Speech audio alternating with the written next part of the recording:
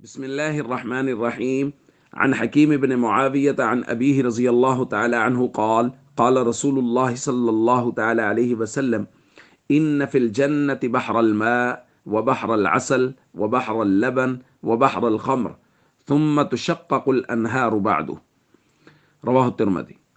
نبی کریم صلی اللہ علیہ وسلم نے ارشاد فرمایا، جنت میں پانی کا دریا ہے، شہد کا دریا ہے، دودھ کا دریا ہے اور شراب کا دریا ہے، پھر اس کے بعد انہی دریاؤں سے چھوٹی چھوٹی نہریں نکلتی ہیں۔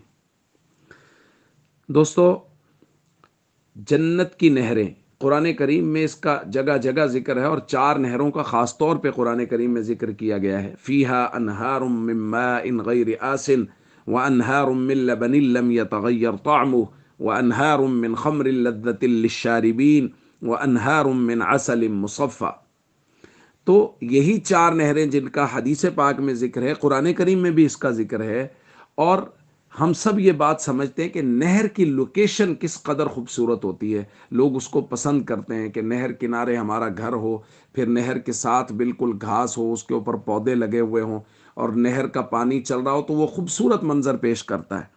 اور جنت کی خوبصورتی کو بھی جب اللہ رب العزت بیان فرما رہے ہیں تو فرما رہے ہیں جنات تجری من تحتی الانہار، باغات ہوں گے جن کے اندر سے نہریں گزر رہی ہوں گی۔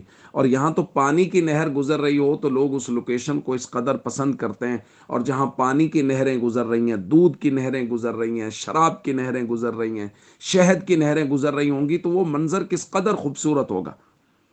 تو پھر اس کے ساتھ ساتھ یہاں تو دنیا کی گھاس تھوڑی سی لگی ہوئی ہو تو وہ اتنی خوشنما معلوم ہوتی ہے، اور وہ جنت کی گھاس ہوگی، اور پھر اس کے اندر موتیوں کے بنے ہوئے قبے بنے ہوئے ہوں گے، اور وہاں سریلی آوازوں والی حوریں ہوں گی جو نغمے گا رہی ہوں گی۔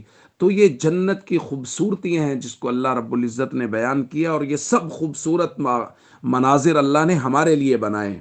بس اس کے لیے ضروری ہے اپنی مرضی کو اللہ کی مرضی کے تابع کر دیں، اپنی خواہشات کو اللہ اور اس کے رسول کے احکام کے تابع کر دیں، فرائض و ارکان اسلام کی پابندی کریں، اور ہمیشہ نبی کریم صلی اللہ علیہ وسلم کے مبارک طریقوں کے مطابق زندگی گزارنے کی کوشش کریں۔ السلام علیکم ورحمۃ اللہ وبرکاتہ۔